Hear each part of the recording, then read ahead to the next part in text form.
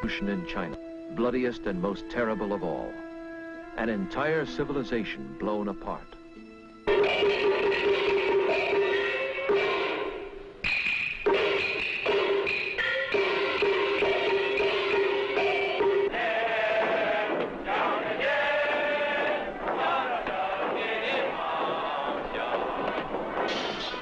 There are 700 million Chinese today, 1/4 of the human race, and they are taught to hate.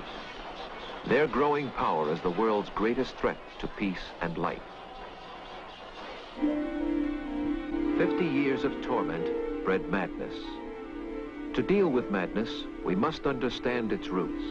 See China's revolution through the eyes of those who were there. For 7 pivotal years, author-historian Theodore H lived in China, knew the men who now control her destiny.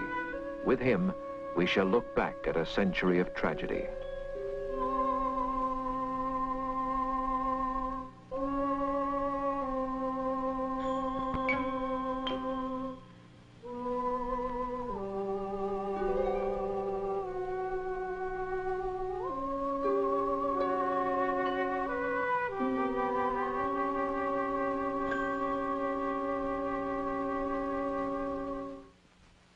For 18 years, we of the West have been excluded from China.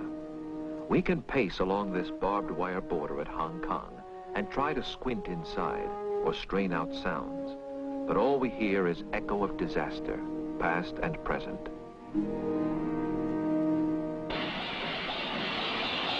When we ask why, there is no other book of answers but the history of this century. For both of us, Chinese and Westerners, have shared the blunders that transformed our greatest friend in Asia into our greatest enemy.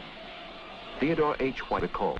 Those of us who lived in China in the crisis decade remember it all so differently. So close they were in friendship to us, fingertip close. And now their fists are balled in anger. They were looking for some entry into the modern world, and nothing in their ancient culture could give them any guide to the turbulence they found, nor could we help them. It was a quest, a 50-year search for some new kind of government, some new form of order. And in the end, they moved from tyranny to tyranny, from the tyranny of Confucius and the Manchu emperors to the tyranny of communism and Mao. And in between, we have only fitful glimpses of what happened, snatches of photography so tantalizingly incomplete to explain what happened. It all began in mystery and goes on today in mystery. For 2,000 years, we tried to read this Chinese mystery, but read it for a book of myths, entrancing age-old myths, brought back by travelers from beyond the mountain walls of Asia, where they had found a land of changeless wonders.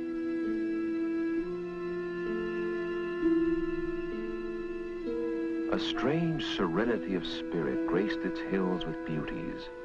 Bridges arched across the rivers as much to soothe the eye as help the wayfarer. The silent shriek of violence in art might catch attention, but that was echo of an anger we did not fathom. The same mythical serenity rested on all the fields of this land of peasants, a biblical rhythm carrying men from sowing to harvest, from birth to death, in apparent contentment. The old myth held that China had solved the great secret of government. Confucius, half god, half sage, had taught order and duty. These make government. Each man fixed in place, bound in obedience to those above, as those above were bound in obedience to the will of heaven. The emperor they called the Son of Heaven, Tianzi, because only he interpreted the will of heaven in his land. For 1,500 miles ran the Great Wall, sealing in a nation so proud it knew itself only as Zhongguo, the Central Kingdom. All other men, barbarians. For 2,000 years, behind this wall, proud China knew herself invulnerable. For centuries, China let barbarian Westerners dock only at Canton to buy her precious silks, her porcelain, her tea.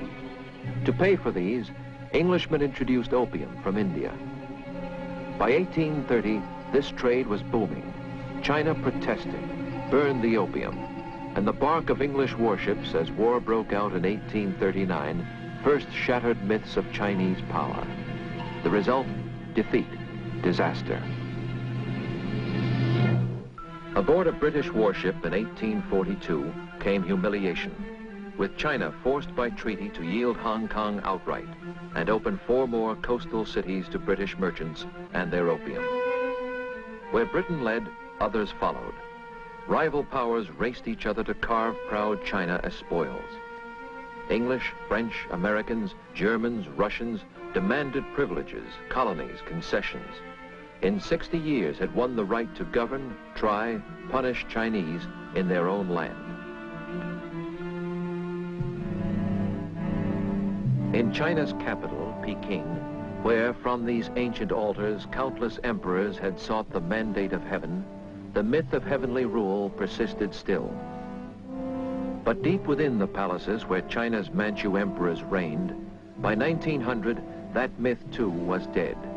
For here ruled China's evil spirit, the Empress Dowager Cixi, a Manchu concubine, bedmate to an emperor for whom she had produced an heir.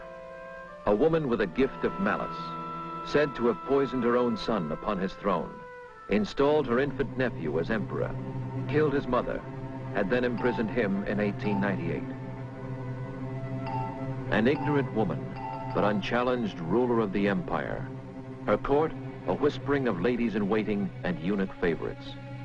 Chief among them, eunuch Li Lianying, as depraved as she.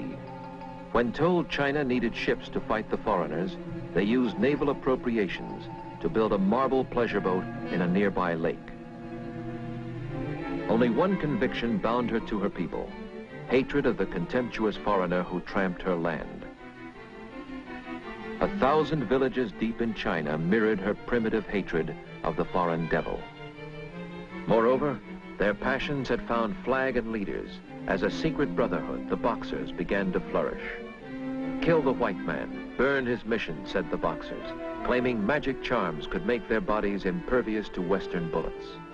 With the Empress' consent, in early 1900, they began to kill. One of America's great novelists, then a missionary child, was at the time in China.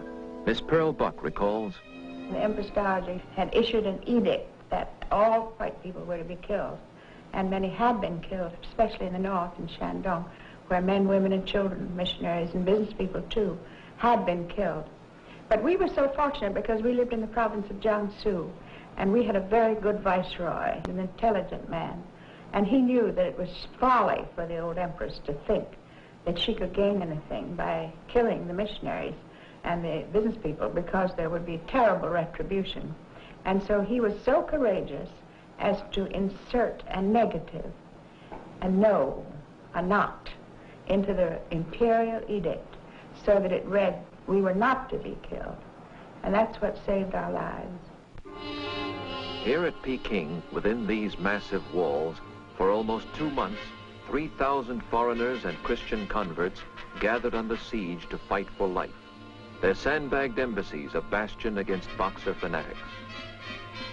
From around the world, navies rushed troops to raise the siege.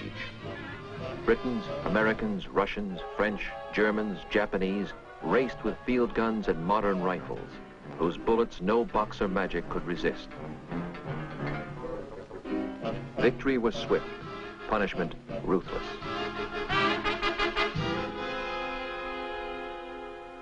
North to south, foreign force patrolled the country. Japanese soldiers began to explore China's wealth and covet more. In the shadow of Peking's mighty ramparts, American soldiers tasted war on Asia's mainland for the first time and frolicked, China forever humbled.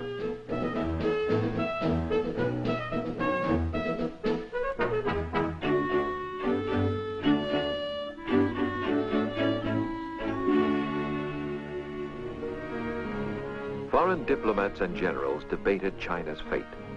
This land of endless villages, crowding each other against the skyline, was it really a nation or only a geographical expression? These peasants, was their recent outburst of passion a passing madness or something deeper? Their government smashed, still they toiled as they had for centuries in the three great river valleys falling from the heights of Central Asia to shape their country.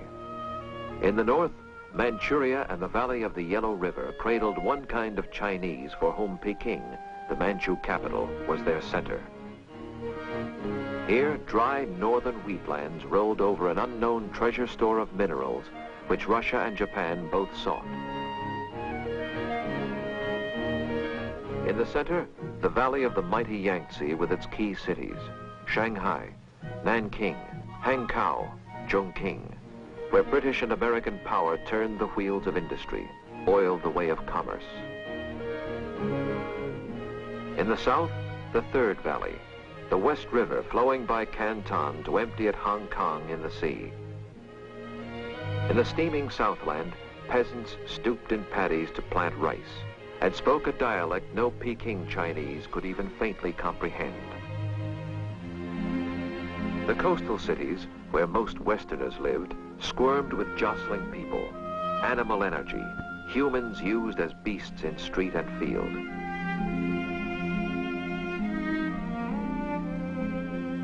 Most still wore pigtails, forced on them a symbol of submission to the Manchu dynasty and its son of heaven. But within the old forbidden city, there was no government, no son of heaven. The aging Empress Dowager, her spirit broken by the Boxer War, lingered dying until 1908, and then, for all intents and purposes, the throne was empty, save for an infant of 3 years installed to sit in it. And then it vanished. Simply vanished. The Manchu dynasty disappeared overnight. Nothing like this has ever happened in all history.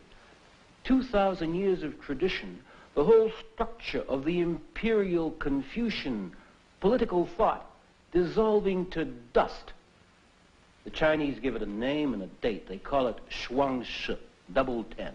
The date being October 10, 1911, when a riot occurred in the Yangtze Valley which they couldn't suppress, and 5 weeks later, the regime had disappeared, the dynasty overthrown, never to reappear again in history. And out of this turbulence, there emerge two types of Asian leader, arch symbols, the man of guns and the man of ideas. And these two types, the gunman and the dreamer, have perplexed all our efforts in Asia for the 50 years since, and they still perplex and haunt all our policy even today. In Asian politics, gunmen rise first. General Yuan Shikai seized power at Peking, turned loose lesser generals to ransack provinces. Briefly, he gathered a puppet assembly, imported an American professor to write a constitution for a republic. But old ways were easier. Returning to Confucian order in 1915, Yuan named himself emperor, and 6 months later died. His rival, Sun Yat-sen, was the man of dreams. The dream of China, powerful, free of emperors and foreigners, made him from his youth a revolutionary. Students, teachers, merchants meeting in such secret headquarters joined his conspiracy. On postcards, he scrawled a rising sun, emblem of a new flag someday to be. For 20 years, he planned destruction of the Manchu tyrants, to see his dreams betrayed by Yuan Shikai. But his ideas were catching fire. In 1919, students throbbing to his fiery message, sick of chaos, furious at foreign pillage, angered by Japan's demands for more of China, filled the streets with protest riots. But students had no guns, ideas, no armies. Armies belonged to warlord generals, the heirs of Yuan Shikai. Power and force were theirs, whether trained to fight with Manchu broadsword or equipped with second-hand artillery. Laughable to Europeans, in China, such troops struck terror. Their purpose, simple, to rule by killing. For 15 years, a dozen regional overlords subdivided, morceled out provinces to lesser feudal warlords by the score. Warlord armies came in all shapes and weaponries, as colorful as such grotesque commanders as giant Zhang Song Jiang of legendary sexual appetite, Yan Xishan, the treacherous drug addict, Wu Pei Fu, lover of flowers and gardens. They never thought if it rained, they thought it was foolish to go out in the rain and fight. So if it was a rainy day, you were quite safe and comfortable. And then, of course, they all usually began at a certain time. They seldom began before 10 o'clock after everybody got his good breakfast and all that. They always took off for lunch. And then by sunset, doesn't matter how hot the battle had been, when the sun set, everything stopped and quieted down for the night. So you could get a good night's sleep and be ready to fight the next day. China watched such troops in shame, craving order, knowing sorrow. Overlord in Manchuria was Jiang Zuolin. Beginning life a common bandit, this scheming marshal had learned to mock old Chinese law, flout all patriotic need. Bribed by Japanese industrialists, protected by their garrisons, his soldiers let the Japanese aliens exploit this northern treasure land at will. Even the best of warlords, Feng Yuxiang, the Christian general who baptized soldiers with a fire hose, insisting cleanliness is next to godliness, groped in vain to find a spark to unify his nation. In every valley, town, and village, men trembled at the sight of warlord soldiers. Death came by twitch of trigger, in gusts of senseless cruelty. And life became so cheap that death itself became a spectacle.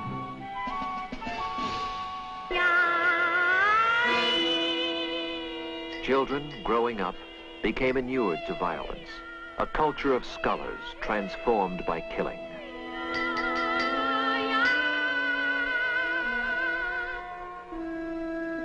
In flight from warlords, drought, and taxes, from loot and rapine, refugees knew that only in the colonies and concessions of hated foreigners could they seek safety.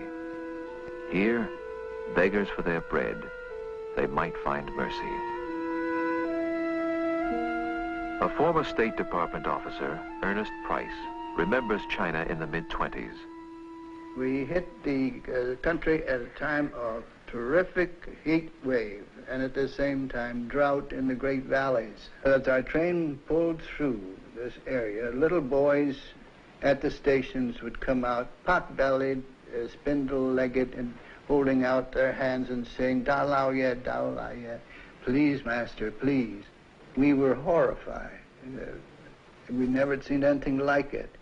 And one of our legation officials said, "Now, boys, I want to tell you something. Don't let this get under your skin, this sort of thing. You're going to see a lot more of it in China."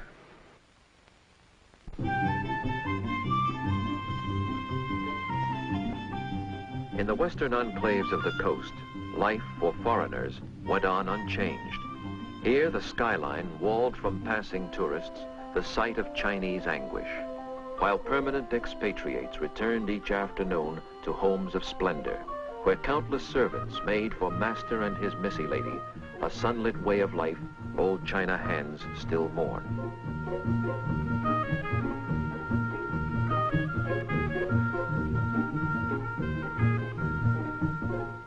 From Shanghai, foreigners controlled most Chinese industries, mines, mills, and railways. They set her tariffs, collected taxes. Prosperity rested as it always had on foreign guns and gunboats, within whose shelter Western pleasures undisturbed rolled on. At racecourses and at resorts, Chinese appeared, as always, servants only. At Western clubs, the tinkle of ice in cocktails rose above the muffled sound of warlord guns outside. Yet even in Shanghai, if one listened, one could hear another note. In the streets, students were calling for revolt, middle-class youngsters, yet their message caught the ear of workers too. By 1925, a ferment unsettled every major city. Symbol of all protest was Sun Yat-sen, who called on China to slay the dragon of imperialism. Slowly, through the early 1920s, Sun Yat-sen had somehow built a government, won a tiny southern foothold at Canton, ringed by hostile warlords. By 1924, the aging revolutionary had learned ideas and guns must go together. Ideas he hammered into three principles called Sanminjuyi. First nationalism, next democracy, then socialism. To his nationalist party, the Kuomintang, he now insists to conquer China, they must fight to throw the warlords and imperialists out. They will get guns, for he has found them. Spurned by the West, in 1923 he tells the New York Times, "We have lost hope of help from America, England, France.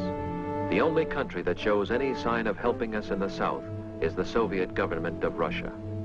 Flatly, this report concludes, the prevailing foreign estimate of Dr. Sun has been that he is a dreamer and therefore dangerous.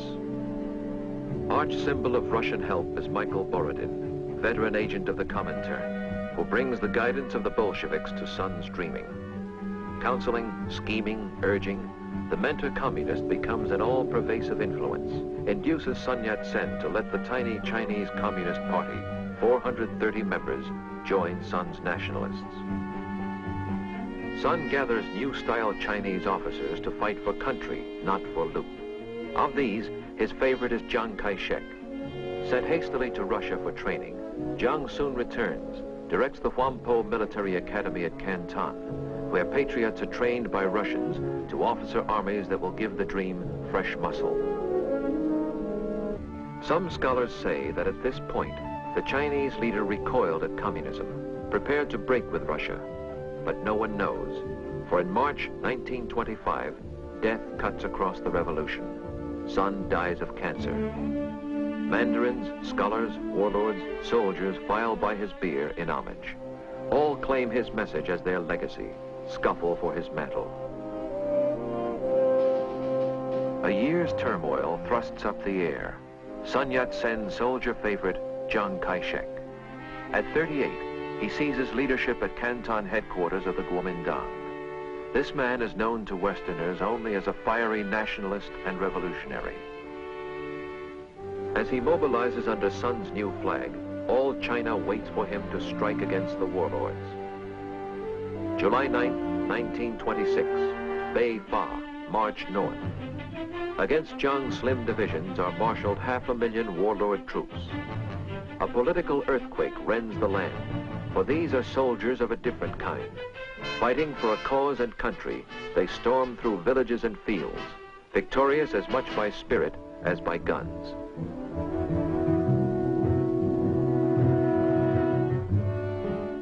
Accompanied by Borodin, a Russian staff, their wives, Chiang's headquarters pushes north by train.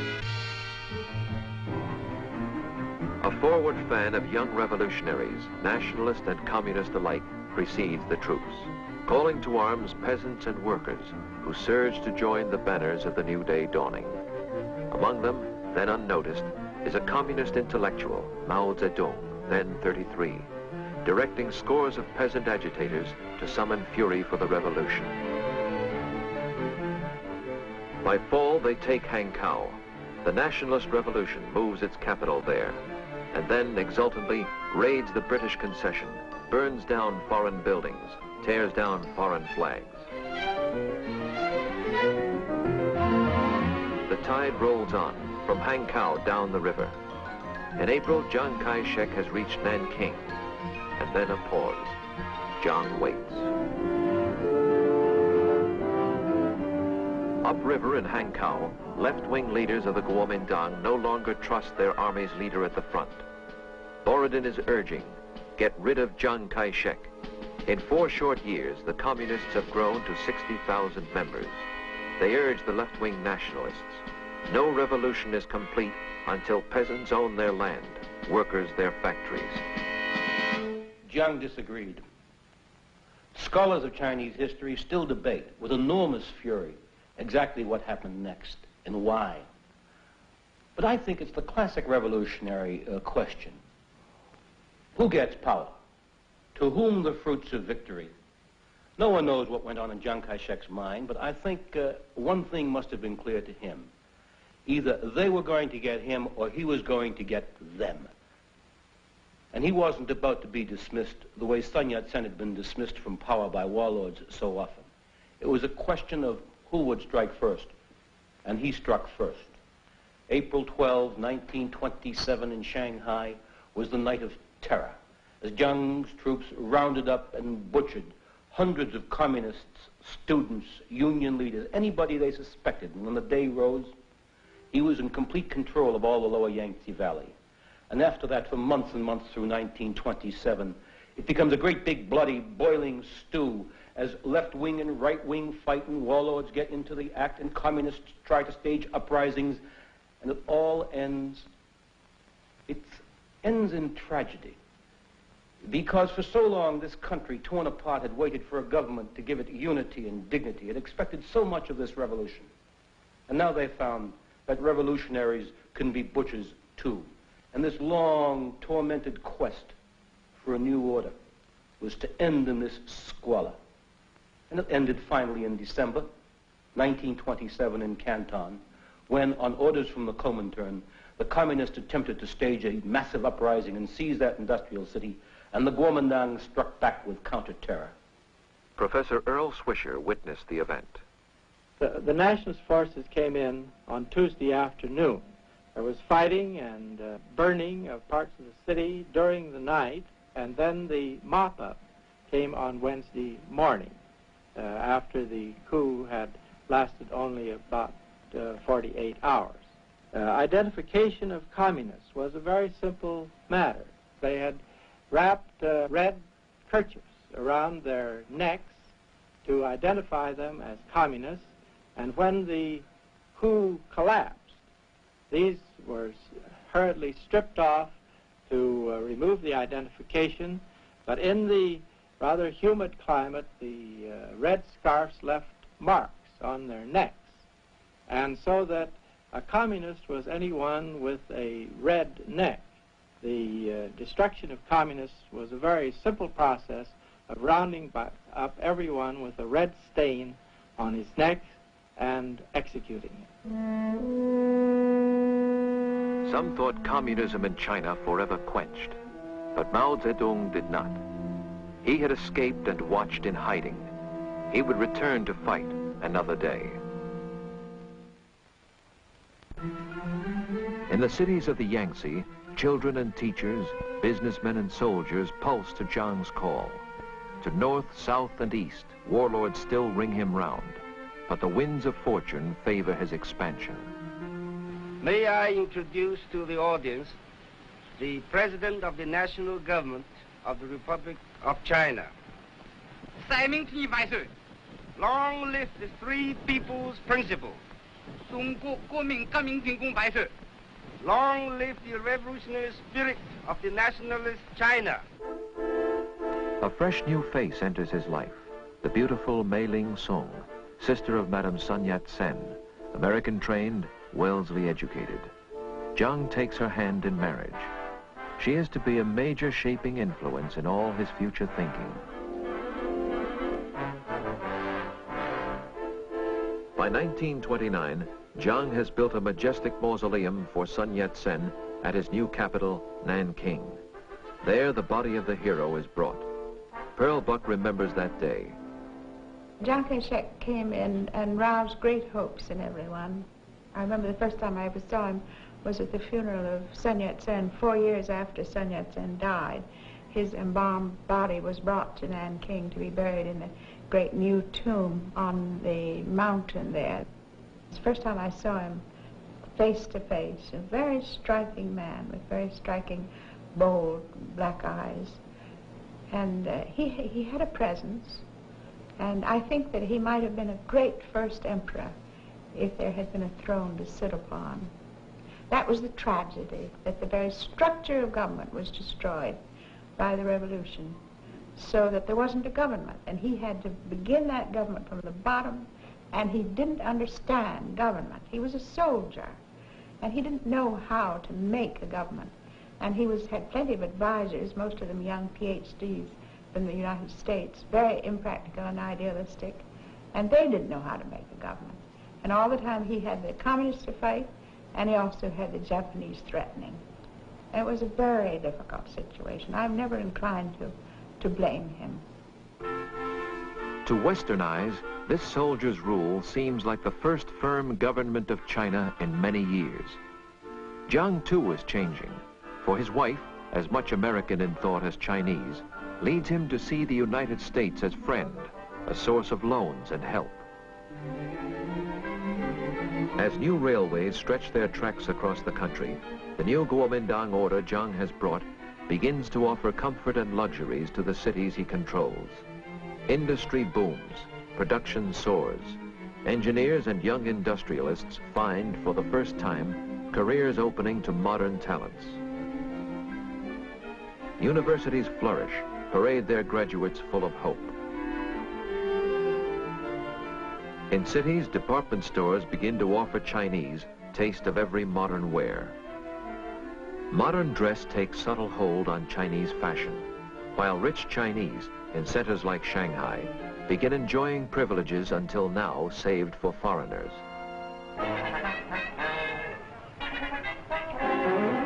I'm in dear old Shanghai, and I'm dancing, sweetheart, with you. And dear old Shanghai, in my arms, dear, away from home, dear, we'll let the rest of the world go by. We'll make love like I'm in Shanghai. Not such froth, however, but the primordial appeal of Chinese nationalism is changing Asian politics. Even in Manchuria, the call of patriotism twinges the conscience of warlord Jiang Solin, causing him to flout his Japanese protectors. Traveling by rail in summer 1928, Jiang Solin meets his death. A Japanese plot, blasting him to bits, punishes him for what they call his treachery. His son, young Marshal Jiang Suliang, succeeds to power in Manchuria. This junior warlord knows he must serve Japan as puppet or go with nationalism. He chooses Jiang. In Japan, this switch sets off alarm. Military men control Japan. They mobilize. They must strike soon. They know if Jiang extends his sway to vast Manchuria, if China's 400 million people unify, then they must certainly lose the Asian mainland. September 18th, 1931. Attack begins which Marshal Jiang Suliang's warlord soldiers cannot stop, and Chiang Kai-shek is powerless to help. Striking simultaneously at half a dozen different points, the soldiers of Japan seize towns and rails. By spring of '32, they hold all Manchuria, rename it Manchukuo, a puppet state at their command.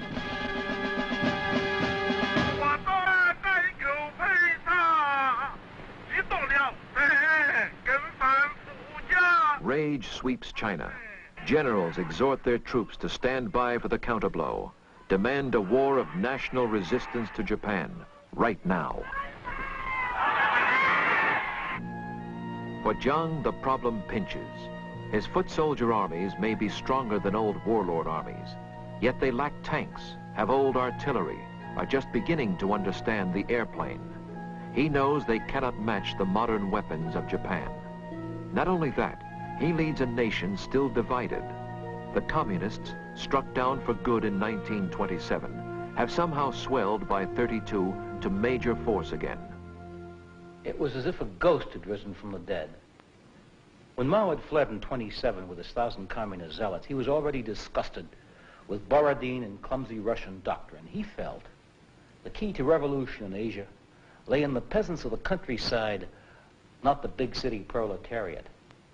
80% of all China's peasants lived in bleak and filthy villages, treated like brutes, imprisoned by officials, landlords, loan sharks, and Mao's idea was simple. Turn the hidden peasant anger against the local gentry, the local rich, as well as the unknown foreigner. Let terror claim revenge by stealth and night. Use pitchfork, guns, knives, grenades. Give guns to anger. And out of this idea, he created this black miracle of his, the doctrine of partisan warfare. Divide the land among the landless. Rip out roads, bridges, railways, so that formal armies will have to slog on foot, dissolve in garrisons, bog down. Transform the countryside into a total environment of hate. Let women, children, everyone, not be afraid to die. It was political warfare raised to the nth degree, and by 1932, he controlled a good chunk of the two provinces of Hunan and Jiangxi and claimed the loyalty of 9 million people. Jiang insists he cannot resist Japan unless he first has crushed this enemy within. From 1930 to 1935, he drives his troops to fight. His narrow military politics sees only one solution. Force must root out Mao's ideas with bayonets. With communism, no compromise. Year after year, this civil war goes on as expedition after expedition grinds into failure in peasant ambuscade, guerrilla war.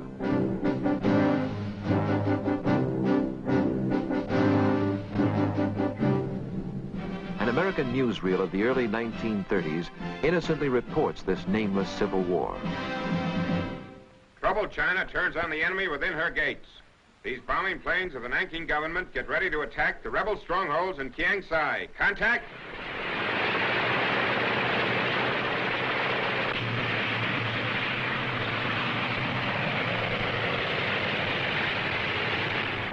High over the mountains, movie tone flies with the air forces of President Chiang Kai-shek. This is an actual bombing raid, and as we sight the first of the rebel villages, we commence the attack.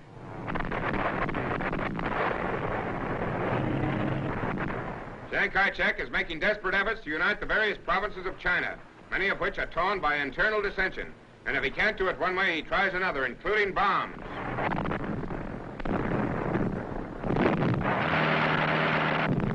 China, Far East, land of ancient culture, land of bloodshed, rebellion, and war. By 1934, Jiang has forged a blockhouse ring around Mao's communists, and squeezing ever tighter, feels certain they are trapped. One of the most amazing episodes in history. As Jiang squeezed, they oozed, dissolving into tiny bands, they oozed through his fingers. In October 34, 90,000 men and women set out. Not just an army, but a government, an idea, carrying all their records with them on these little yo-yo sticks on what they called the Long March. It's a 1,000-mile trek they made from Jiangxi in Hunan, south to Guizhou and up to the Guizhou Plateau, and up across the foothills of Tibet, and then down again out of the mountains, down into Shanxi, where in these dry and windswept hills, they made their base. 90,000 had set out. They arrived a year later in October 1935, 20,000 left, and there they were to dig in. This is how Westerners saw them in these yellow barren hills, where, calling peasants to their cars, they finally fended off Jiang's pursuit. In 1936, however, Mao's line changes. He calls for unity against Japan. Rich and poor must stand together. An end to civil war. Nationalist, communist, warlord, all must stand as brothers against the alien threat. This new line appeals to millions, but not to Chiang Kai-shek. He, his inner councils, and his generals persist. Final mop-up of the communists must still go on, entrusted now to friendly warlords in the north. Yet mysteriously, this final mop-up stalls. The most important front against the communists is held by soldiers of Manchuria, driven out by Japanese. These homesick troops have little stomach for killing other Chinese. Led by young Marshal Zhang Suliang, they itch to tackle Japanese. In December 1936, Jiang flies off to see the young Marshal in Xi'an, to flog him on to sterner effort. In Xi'an, however, communists have convinced the young Marshal that civil war must stop. Then there happens one of those episodes that sound as if they were written in the book of make-believe. And again, we have no photographs because No one invites a photographer to witness a kidnapping, which was what happened next. Jiang was there to urge them to fight the communists, and on the night of December 11th, he was sleeping in a villa outside of town when he was awakened by gunfire. And the young marshal and his troops were shooting their way into his villa and trying to kidnap him. Jiang was in his nightshirt and bare feet. He slipped out the back way, tried to climb over the wall, fell, he hurt his back, he lost his false teeth. His feet were bleeding as he ran over the rocks, and the young marshal's soldiers caught him and brought him back. It sounds mad, but that's the way China was, and it got even madder, because when they brought him back, they invited the communists down from North Shanxi, and on December 15th, the communists, the young marshal, and Jiang all sat down to talk. The communists and the young marshal said to Chiang Kai-shek, "It's time to end the Civil War. We must all unite against the Japanese, or else." They could have killed him, but they didn't. And Chiang Kai-shek agreed. He would halt the Civil War, and he would form a united front against the Japanese. And so on Christmas Day, they gave him a plane, and Chiang Kai-shek and the young marshal flew down to Nanking to announce the Civil War was over. But Jiang had made no promises to the young marshal, so he imprisoned him immediately and kept him prisoner ever after, even to this day in exile on Formosa. Christmas 1936. At Nanking, members of the government await their president's return. In pain, he hobbles out, announces to the world, a popular front of Kuomintang and communists will now, united under his command, turn to face the menace of Japan. Japan's imperial tradition has, however, a cardinal rule: always strike first.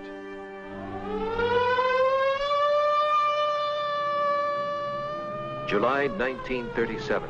The war is on. The Japanese now seek total conquest, not just another chunk of territory. They blast the heart of China in the Yangtze Valley, with Shanghai first to take the shock. The Imperial Navy shells Shanghai at point-blank range. A century since Britain first blasted China open. A generation since the bloodshed of the Boxers. Babies have grown to manhood without a year of peace. For 25 years, China has lived with warlords, guns, and terror. But now it must drink deeper of the cup of bitterness.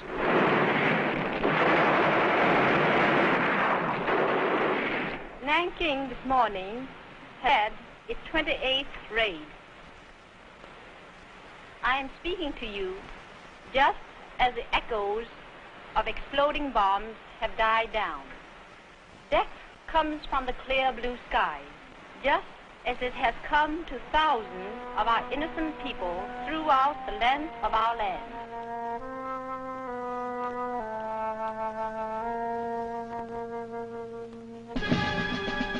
November, Shanghai falls.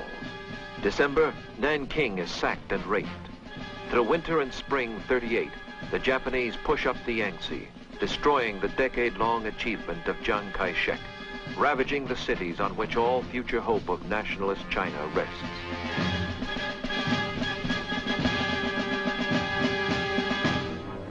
In the north, a different vision of tomorrow's China guides the communists. In a village in a mountain gulch, they make a capital, Yan'an.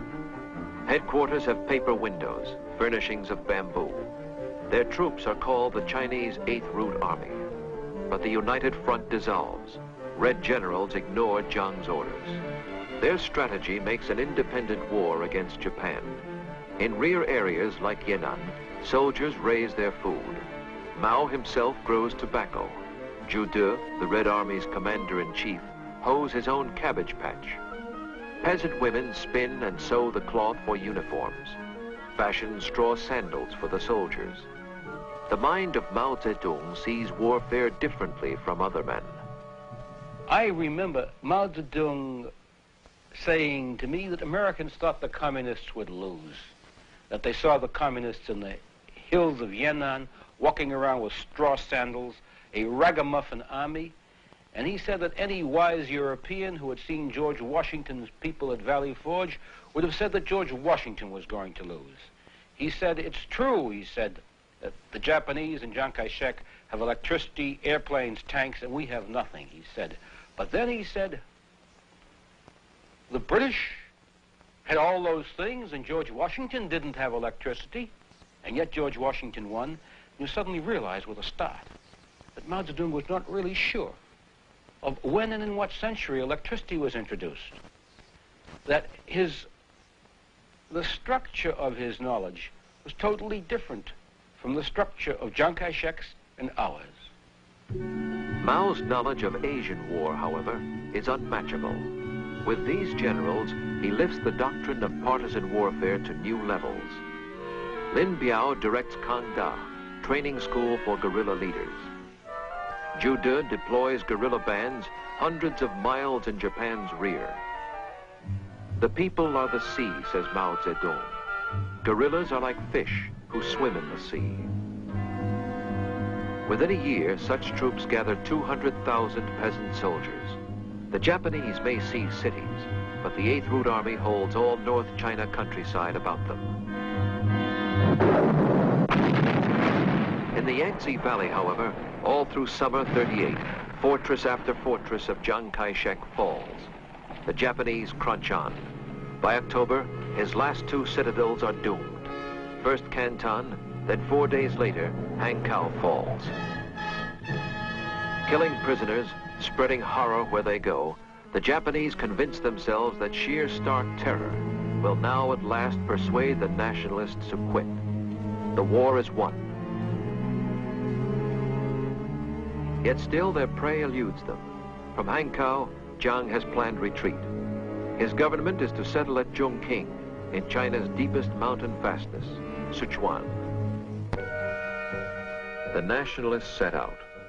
Pack laborers salvage from the burning cities what few machines they can. Students haul away school libraries. Beyond the mountains lies the safety of the Sichuan Basin, its only entry by the cleft the Yangtze cuts.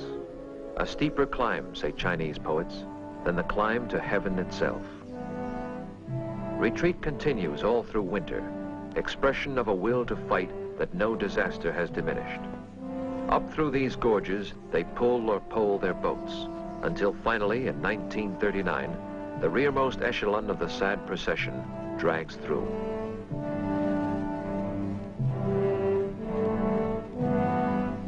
Behind, they scorch a trackless belt of no man's land to guard these last interior strongholds from the Japanese. Chongqing is now the wartime capital, a city of another age, almost unchanged in sight or smell or sound from Manchu China. And here, among these backward peasants, the government digs in. Spurning all Japanese peace proposals, the Chinese brace themselves for certain havoc. And in the spring of '39, it comes.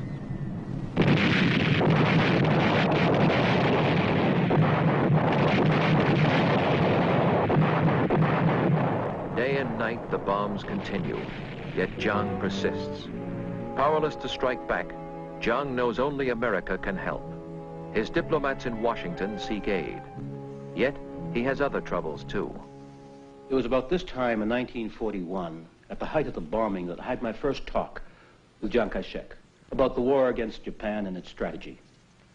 And at the end, almost as an afterthought, he said, "Remember, the Japanese are a disease of the skin, but the communists are a disease of the heart." It seemed odd to me because at that time the Japanese were bombing the daylights out of both Chiang Kai-shek and the communists, both of whom were allied against the Japanese. But now in retrospect, it seems to me an almost prophetic remark, almost a vision of an apocalypse to come. Those whom the gods destroy, they first make mad. On December 7th, 1941, madness seizes the Japanese. Striking at Pearl Harbor, they hope to force America's consent to their conquest of China. Now China has a mighty ally. America's arms will soon be theirs. Geography destroys this hope. Supplies must crawl across the ocean to get to India, then be flown to China across the Japanese blockade. American pilots brave the topless Himalayas to fly the hump and carry what they can, yet average only a few thousand tons a month for the army of 4 million Chinese soldiers. Feeding an elephant with an eyedropper, an American veteran calls it. Discouraged Chinese leaders say, our arsenals make only 15 million bullets a month, just 4 per soldier. How can we fight? Americans discover there are other reasons for poor Chinese morale. Graft in their armies, generals corrupt, incompetent. The soldiers ill-shod, underfed, and sick. Major General Frank Dorn recalls his training mission at the time. A visiting American general from Washington asked me if he could see some Chinese troops marching on the road.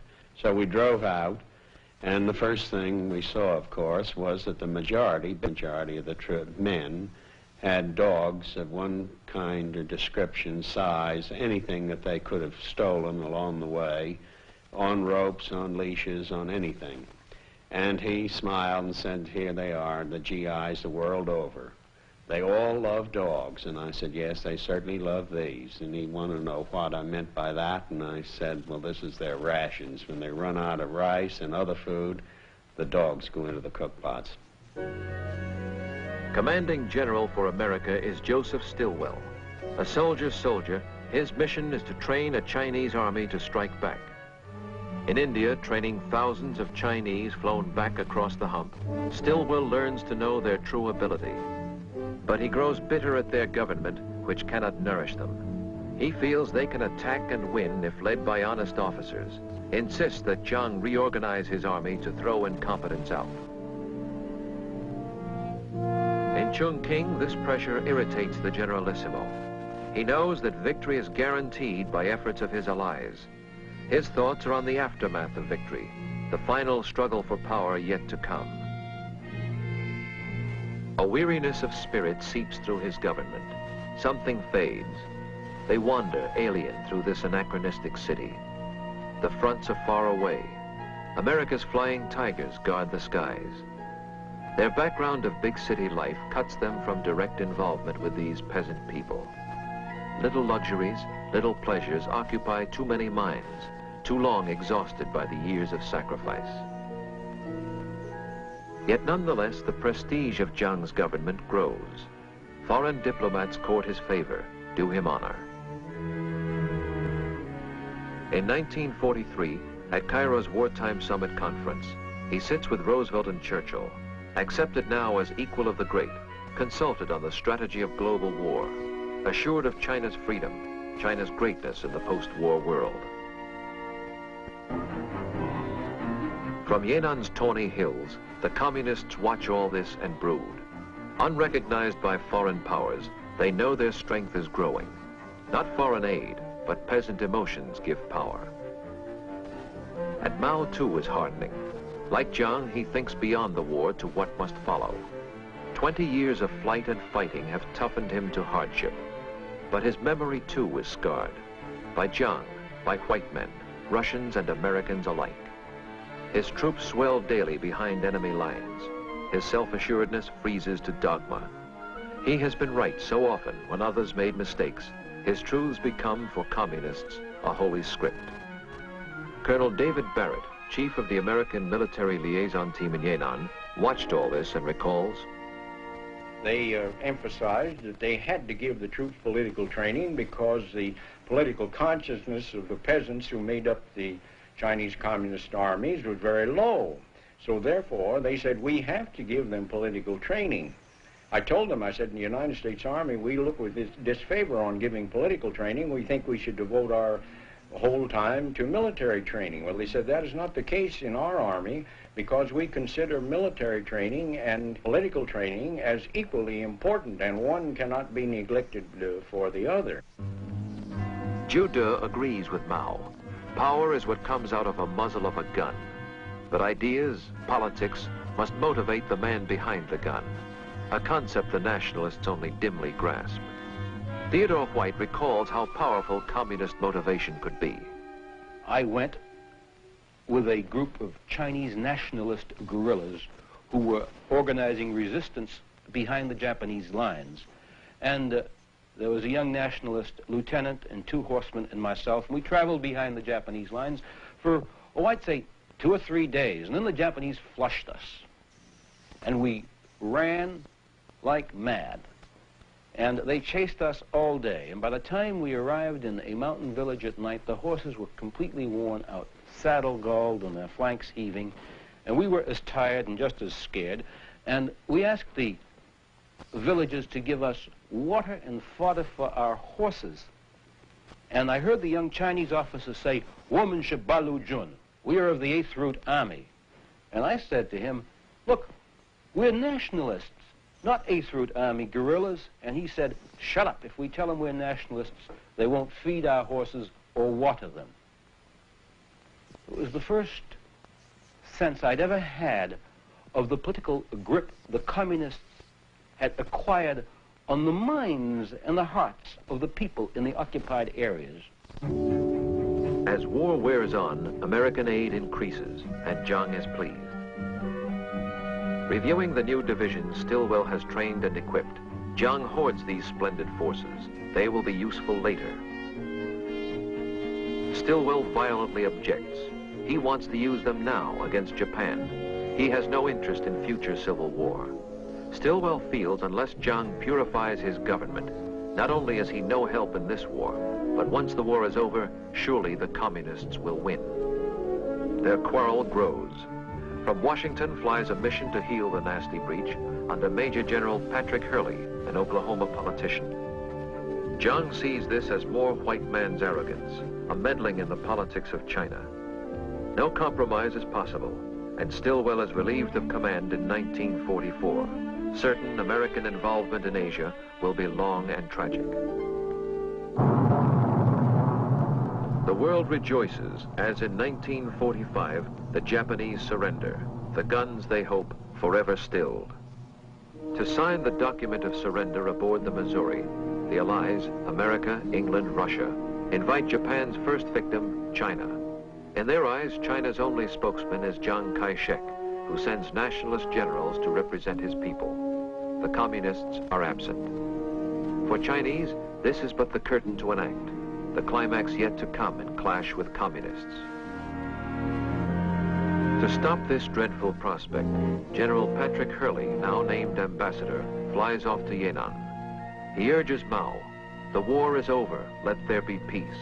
Let Mao and Jiang divide the country politically, but unify both rival armies under a central government. America will underwrite the deal." Hurley puts a plane at Mao's disposal to explore the proposition in Chongqing. Thus, Mao arrives on the first plane flight he has ever taken.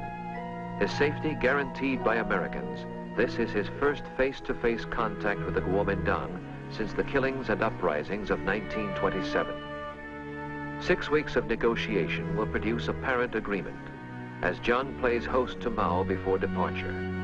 The plans that lurk behind their smiles, however, deceive all Western eyes. For in the field, a race is on. Across the land, the broken Japanese must sign defeat, yield cities, garrisons, and guns. But which Chinese will take the guns and occupy the cities, communist or nationalist? The nationalists, with all the transport of America at their disposal, emplane their troops to seize the cities of the Yangtze Valley. This ease of movement will lead them on to larger appetite, dispersion of their forces up from the Yangtze to seize the cities not only of North China, but beyond, Manchuria with its vital industry and rails. Nor will the communists sit still. Together, Mao and Zhu, like Jiang, decide the key lies in Manchuria. They choose Lin Biao as field commander to make the dash. From Yan'an and North China, they will strike east and north, while Jiang is readying troops to move from Yangtze ports and airfields. By foot and pack train, Lin Biao sets out. The Russians have temporarily occupied Manchuria by the surrender terms with Japan.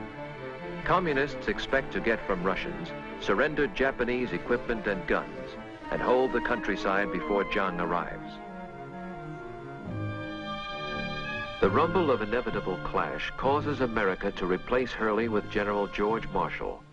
This architect of global victory is sent to save the peace, for which so brilliantly he labored. Received by Chiang Kai-shek, Marshall gropes for American solution to the bitter revolutionary surges of a strange Asian nation torn by barbarisms a generation old. To his Chongqing headquarters, he invites a communist delegation led by Zhou Enlai, chief communist negotiator, to meet with Chiang Kai-shek's spokesman. Marshall suggests, and they agree to, an American answer for China's groping search for order. A federal government peacefully permitting the two parties to govern provinces they now hold politically. Freedom of speech permitted everywhere, and disputes resolved by talk, not guns. In January 1946, both parties celebrate a truce with a handshake. No paper truce, however, can mend a nation ripped apart by 50 years of killing. Within 2 months, troops are on the move again.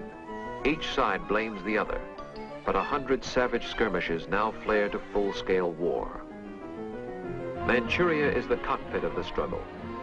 The industry Japan has built and left is the greatest prize in China. Jiang's American-equipped troops seize all major cities to find a hollow triumph. The Russian occupiers have looted every factory before withdrawal. Ripped-out sockets show where great machines once stood.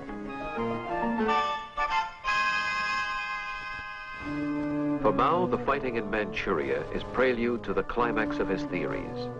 The day when guerrilla bands group into formal armies and shove frontal combat at a weary enemy. He fights for more than safety now. His ambition seeks to mold all China to his theories.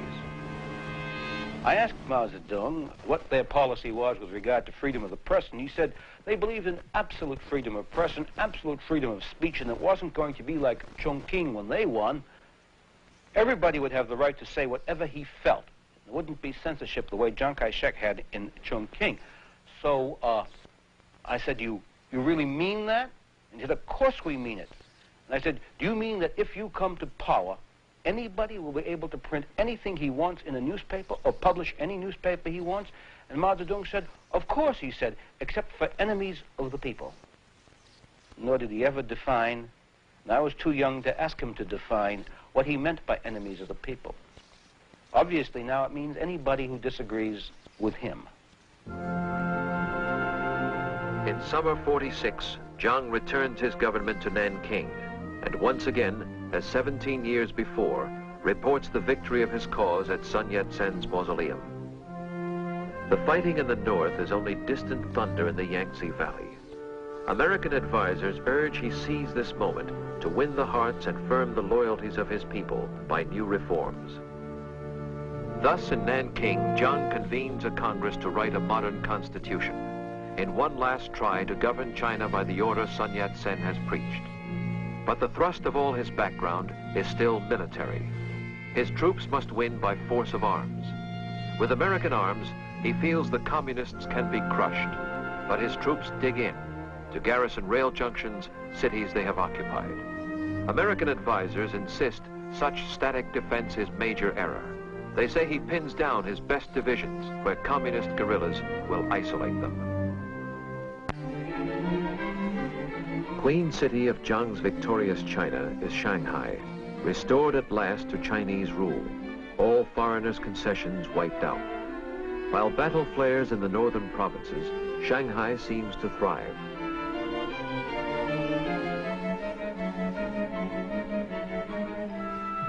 The long war's dislocation has filled the streets with hungry refugees and homeless laborers who offer muscle energy for little more than rice to feed them.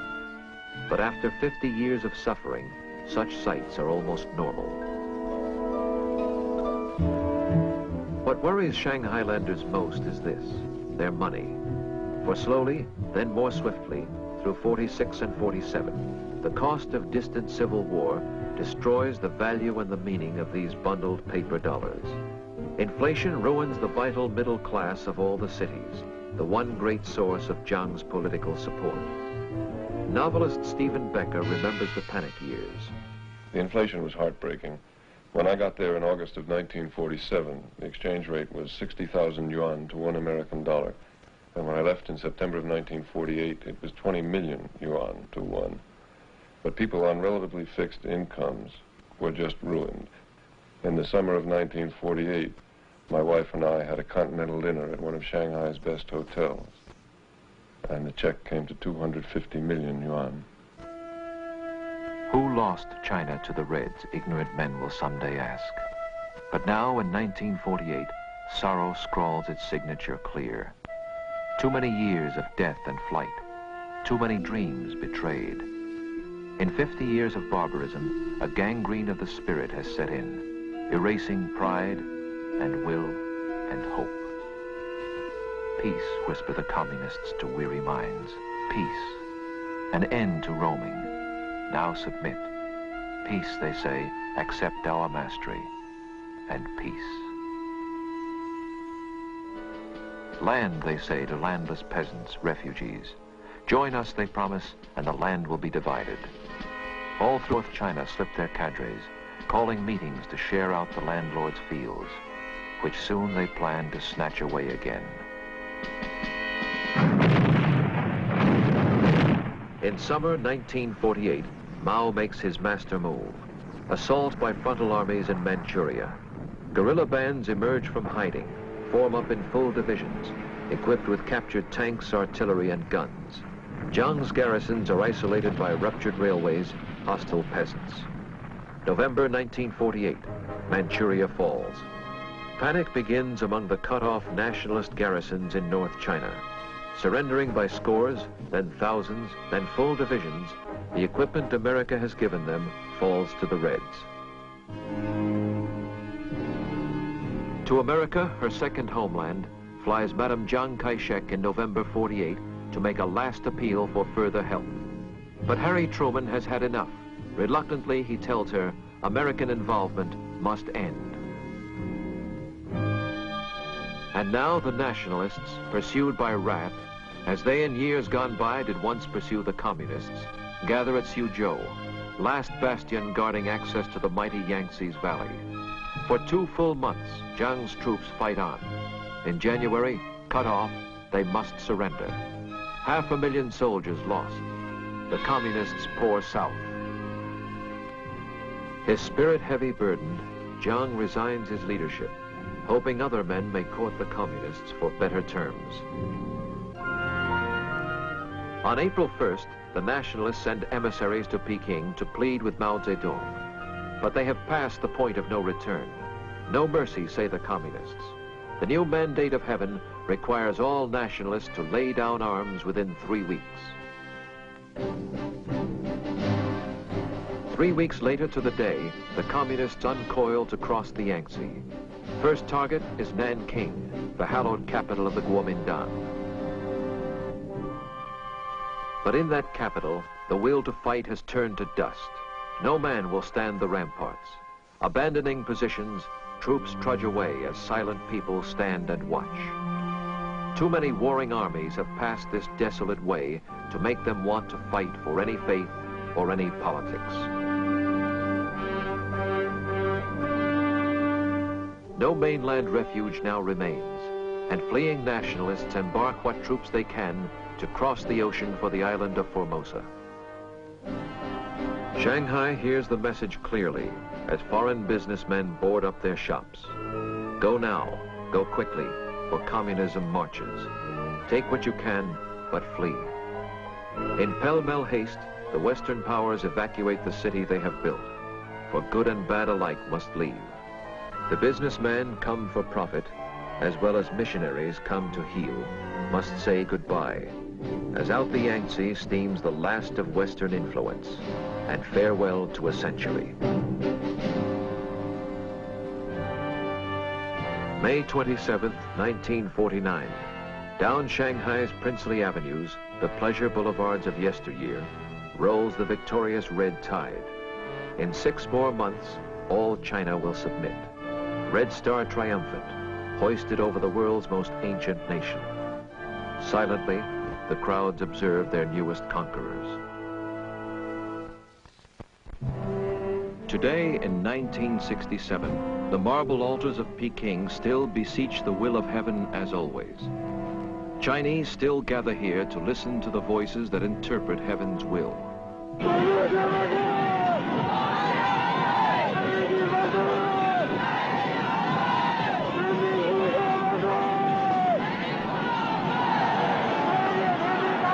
18 years, this man alone has tried to shape their thinking, has offered them his universal truths, a dogma changeless as Confucius, to freeze their muffled discontent and end their quenchless modern turbulence.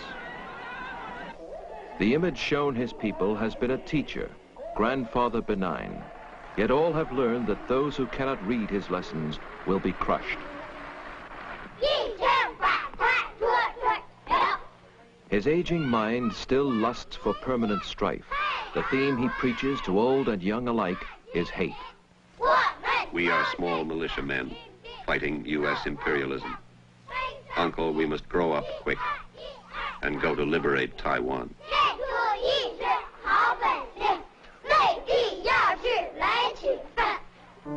Taiwan, the object of their hate, we call Formosa. This rocky island, 90 miles off the mainland, has many meanings. To statesmen, it is the last remaining redoubt of the Kuomintang, where Chiang Kai-shek with American arms has re-equipped an army 600,000 strong and dreams reconquest. But Chiang is pawned to American policy. He cannot move these troops or fuel them unless America lets him do so. Now 80, Chiang Kai-shek bespeaks for mainland China another threat. To Formosa in his flight, Chiang has carried the ancient Imperial Museum of Peking, the treasures of 800 years of Chinese art, symbol of another China, beauty past. It is this echo of the past that has bedeviled Mao, who seeks erasure of all past. Yet how Mao's struggle goes, we cannot tell.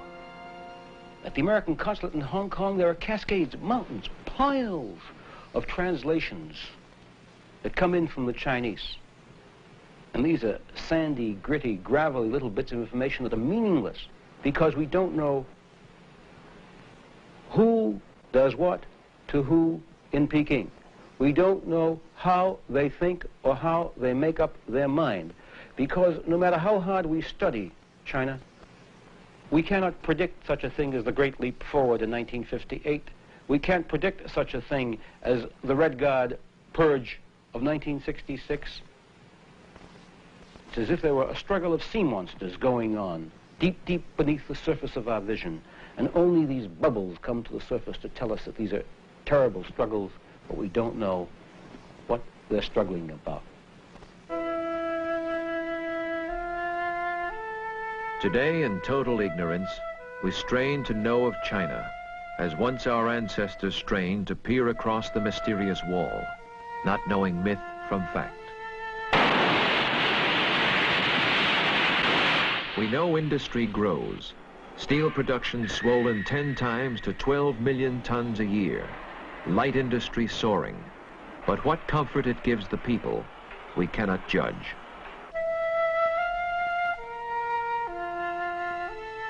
We know beyond this wall live people of dazzling historical ability. The forefathers of these students first invented paper, printing, books, gunpowder, the clock, the compass. In 1967, they loft rockets. In 65, they synthesized insulin. In 64, they unlocked the atom secrets. From behind the wall rise boastful statistics. But we know that China's people hunger, have barely survived one of the worst famines in all history. That driven by communist cadres, peasants work in communes, today still beasts of labor as their fathers were.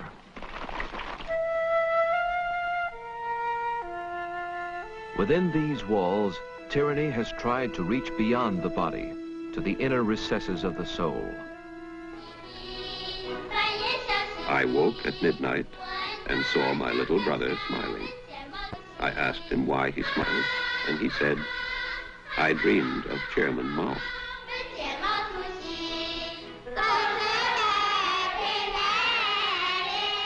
The purpose of all learning is to fathom what goes on in Chairman Mao's mind. This mind holds all the truths that ever were or will be. Neither age, nor place, nor class has allowed escape from pounding, the chanting of Mao's litany in railroad stations, in stores, at work. Even those who built the wall so long ago must be forgotten, they have been told. No history but Mao's. The aging leaders who shared the hills of hiding 40 years ago, trekked the long march, withstood Japan, America, the Kuomintang, must now again pass judgment on their revolution. They writhe and split.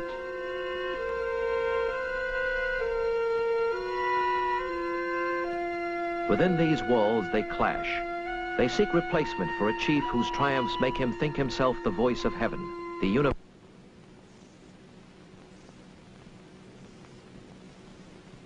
This is their bomb. In 10 years' time, there will be more.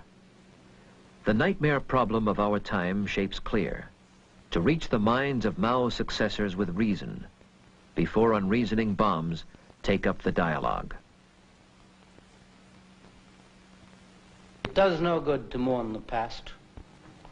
We pass along a road of time which, always turning, never brings us back to the crossroads marked again. Perhaps we should never have disturbed the slumbering civilization of China, or else wake of itself and reach for us. Perhaps China is too vast to be governed by mercy. Yet if Chinese mind craves order, they must be brought to recognize they are the biggest factor in the world's disorder. And we must untangle the madness of their mind. The most difficult task in the world is to reach the minds of men who hate you. We do not flinch from the immediate tasks to guard our skies, defend our friends. We cannot flinch from tomorrow's task, to reach the mind of China. We race today to reach the moon. To reach that mind is a task of equal difficulty and far greater urgency.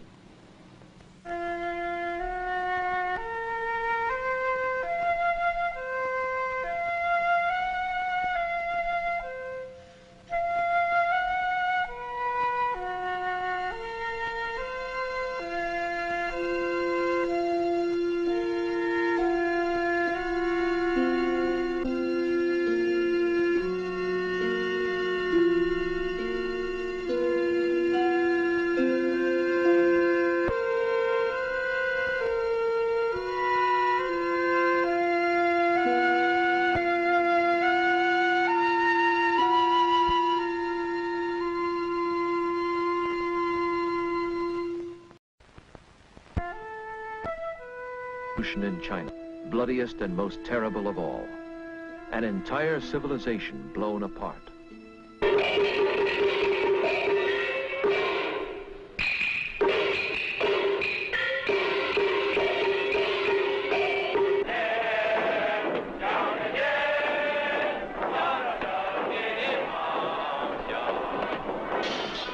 There are 700 million Chinese today, 1/4 of the human race. And they are taught to hate. Their growing power is the world's greatest threat to peace and life. 50 years of torment bred madness. To deal with madness, we must understand its roots, see China's revolution through the eyes of those who were there. For 7 pivotal years, author-historian Theodore H lived in China, knew the men who now control her destiny. With him, we shall look back at a century of tragedy.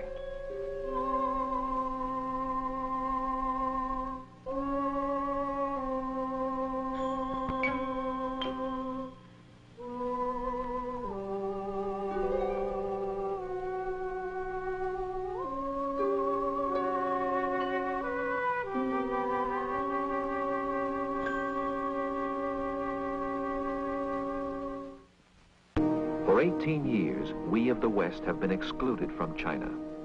We can pace along this barbed wire border at Hong Kong and try to squint inside or strain out sounds, but all we hear is echo of disaster, past and present.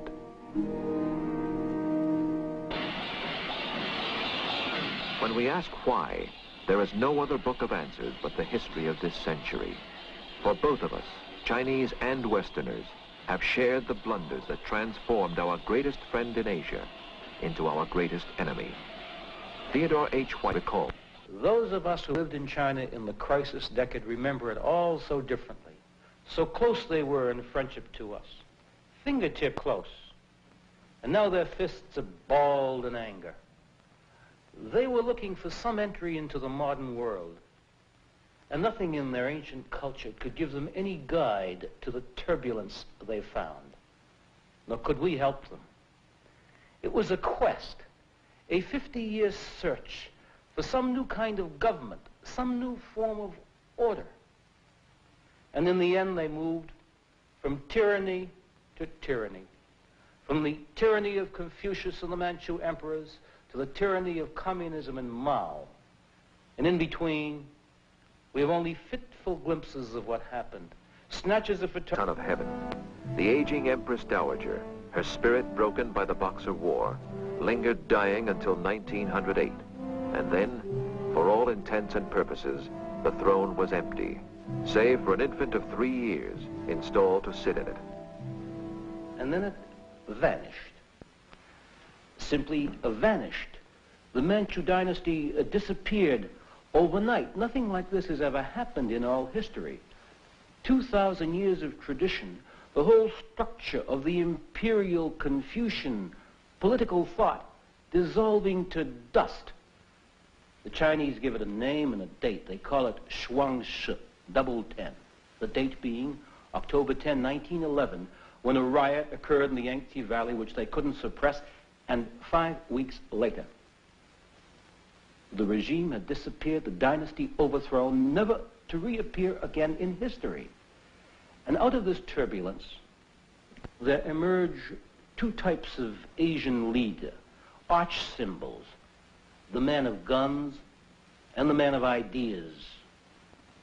And these two types, the gunman and the dreamer, have perplexed all our efforts in Asia for the 50 years since, and they still perplex and haunt all our policy even today. In Asian politics, gunmen rise first. General Yuan Shikai seized power at Peking, turned loose lesser generals to ransack provinces. Briefly, he gathered a puppet assembly, imported an American professor to write a constitution for a republic. But old ways were easier. Returning to Confucian order in 1915, Yuan named himself emperor, and 6 months later died. His rival, Sun Yat-sen, was the man of dreams. The dream of China, powerful, free of emperors and foreigners, made him from his youth a revolutionary. Students, teachers, merchants meeting in such secret headquarters joined his conspiracy. On postcards, he scrawled a rising sun, emblem of a new flag someday to be. For 20 years, he planned destruction of the Manchu tyrants, to see his dreams betrayed by Yuan Shikai. But his ideas were catching fire. In 1919, students throbbing to his fiery message, sick of chaos, furious at foreign pillage, angered by Japan's demands for more of China, filled the streets with protest riots. But students had no guns, ideas, no armies. Armies belonged to warlord generals, the heirs of Yuan Shikai. Power and force were theirs, gathered under siege to fight for life. Their sandbagged embassies a bastion against Boxer fanatics. From around the world, navies rushed troops to raise the siege. Britons, Americans, Russians, French, Germans, Japanese raced with field guns and modern rifles, whose bullets no Boxer magic could resist. Victory was swift, punishment ruthless.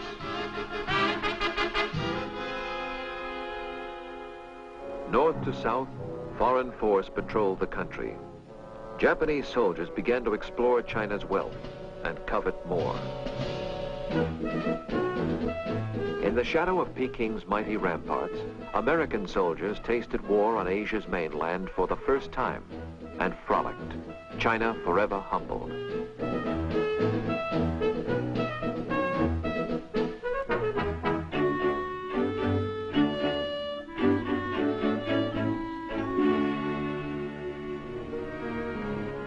Foreign diplomats and generals debated China's fate. This land of endless villages, crowding each other against the skyline, was it really a nation or only a geographical expression?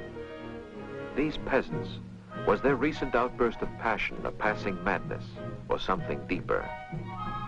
Their government smashed, still they toiled as they had for centuries in the three great river valleys falling from the heights of Central Asia to shape their country. In the north, Manchuria and the valley of the Yellow River cradled one kind of Chinese for whom Peking, the Manchu capital, was their center. Here, dry northern wheatlands rolled over an unknown treasure store of minerals which Russia and Japan both sought. In the center, the valley of the mighty Yangtze with its key cities, Shanghai, Nanking, Hankow, Chongqing, where British and American power turned the wheels of industry, oiled the way of commerce. In the south, the third valley, the West River flowing by Canton to empty at Hong Kong in the sea. In the steaming Southland, peasants stooped in paddies to plant rice and spoke a dialect no Peking Chinese could even faintly comprehend. The coastal cities, where most Westerners lived, squirmed with jostling people, animal energy, humans used as beasts in street and field.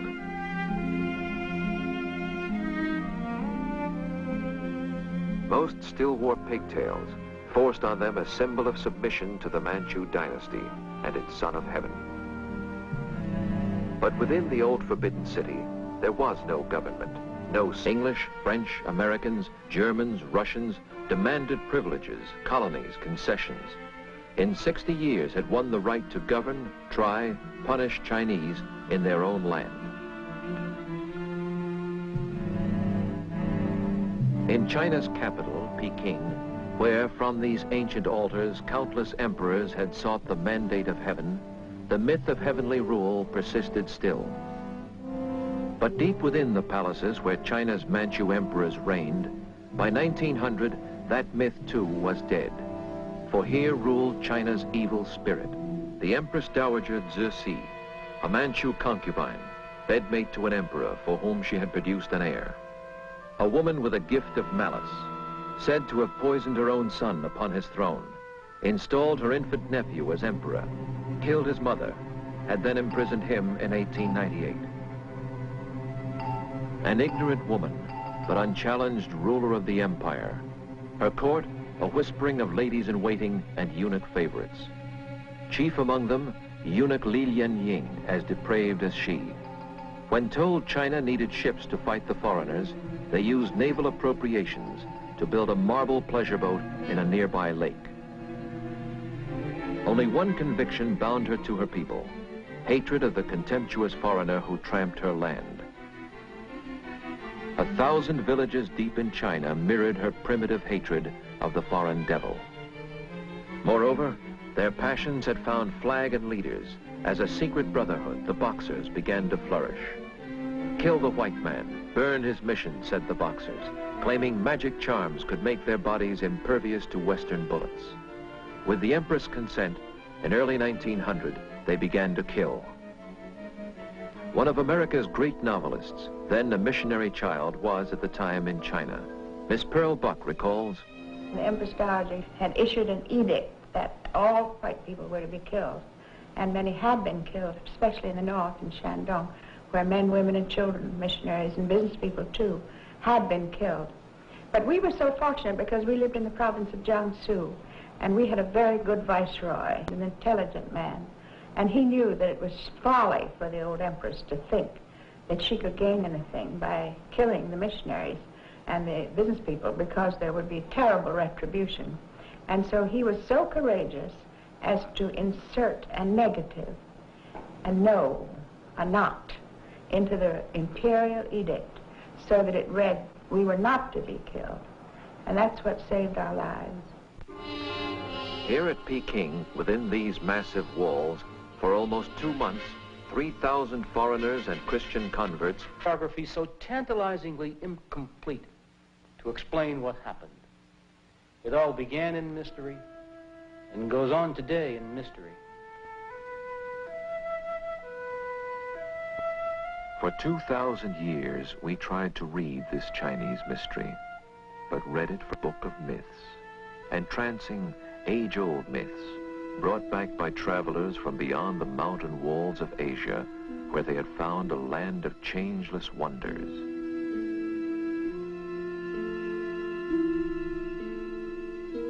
A strange serenity of spirit graced its hills with beauties. Bridges arched across the rivers as much to soothe the eye as help the wayfarer. The silent shriek of violence in art might catch attention, but that was echo of an anger we did not fathom. The same mythical serenity rested on all the fields of this land of peasants, a biblical rhythm carrying men from sowing to harvest, from birth to death, in apparent contentment. The old myth held that China had solved the great secret of government. Confucius, half god, half sage, had taught order and duty. These make government. Each man fixed in place, bound in obedience to those above, as those above were bound in obedience to the will of heaven. The emperor they called the Son of Heaven, Tianzi, because only he interpreted the will of heaven in his land. For 1,500 miles ran the Great Wall, sealing in a nation so proud it knew itself only as Zhongguo, the Central Kingdom. All other men, barbarians. For 2,000 years, behind this wall, proud China knew herself invulnerable. For centuries, China let barbarian Westerners dock only at Canton to buy her precious silks, her porcelain, her tea. To pay for these, Englishmen introduced opium from India. By 1830, this trade was booming. China protested, burned the opium, and the bark of English warships as war broke out in 1839 first shattered myths of Chinese power. The result, defeat, disaster. Aboard a British warship in 1842 came humiliation, with China forced by treaty to yield Hong Kong outright and open 4 more coastal cities to British merchants and their opium. Where Britain led, others followed. Rival powers raced each other to carve proud China as spoils.